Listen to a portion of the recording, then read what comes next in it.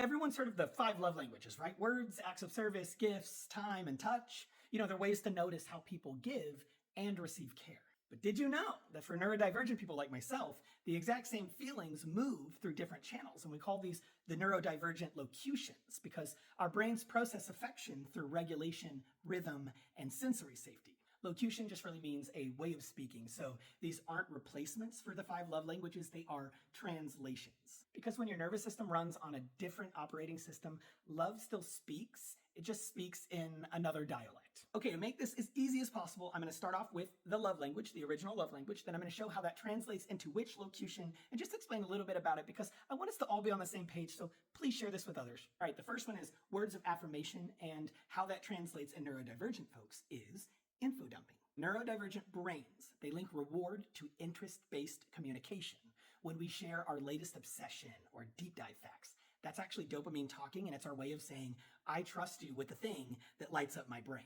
And when you listen, like really listen, you feed the same pathway that affirmation would. Neurologically, when someone listens to the things that we love, dopamine floods the ventral striatum. Our brains signal for joy recognized. That right there is chemistry meeting empathy, and the feeling that it causes is a connection so exact that it feels like being seen at a molecular level.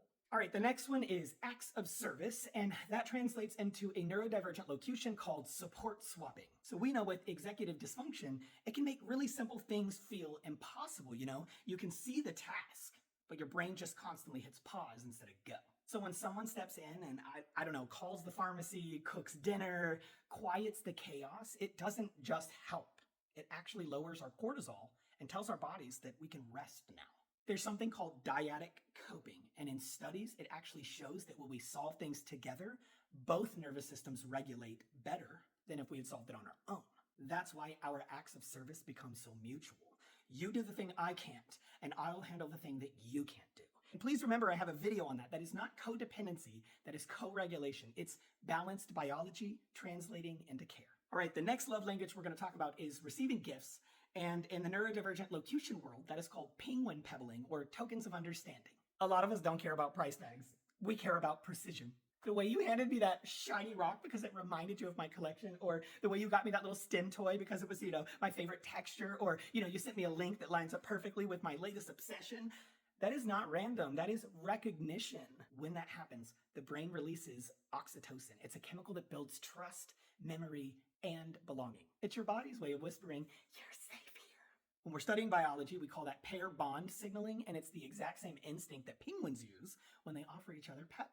In our world, it's just a nervous system saying, you saw me, the real me, and remembered me that way on purpose. All right, now we're moving on to quality time, and that translates into a locution called parallel play, or as a lot of people know it, body doubling. The truth is that some of us just connect better side to side than we ever would face to face. Sometimes just being near someone, breathing the same rhythm, existing in the same quiet, it can really bring our bodies back into balance. Again, I have another video on it. I would love for you to go check it out. This is actually called co-regulation, and it's when two nervous systems start matching each other's calm. Heartbeats sync, muscles loosen, and breathing evens out with no words even required.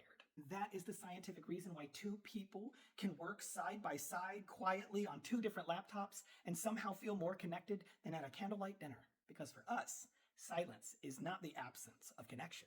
It is the sound of safety. All right, next love language is physical touch. And the neurodivergent locution that translates to is deep pressure or sensory harmony. Touch is not one size fits all. For some of us, light, unpredictable touch doesn't soothe at all.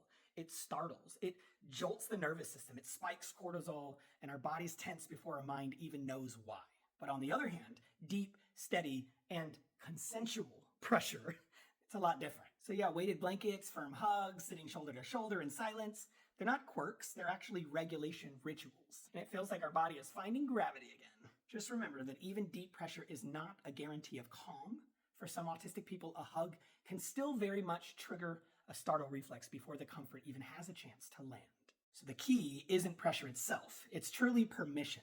Safe touch isn't about how strong it is, It's about how predictable it feels. All right, another locution that is worth mentioning here is called sharing spoons. And when we say I'm out of spoons, that is a real metabolic limit, whether it's glucose or neurotransmitters or just executive bandwidth. Adjusting plans around this is an act of empathy that keeps both people regulated because it is love expressed through sustainability. Thank you all so much for watching this video. While the traditional love languages really show us what love looks like, the neurodivergent locutions show us how the body delivers it. Because even though they are different nervous systems, it's the same intention, to create safety, to reduce threat, and to share joy. So when you learn your partner's language, whether it's words, acts, or info dumps, you're not choosing between systems, you're building a translation bridge between two beautifully different operating manuals for the same exact emotion. Because love doesn't have one accent.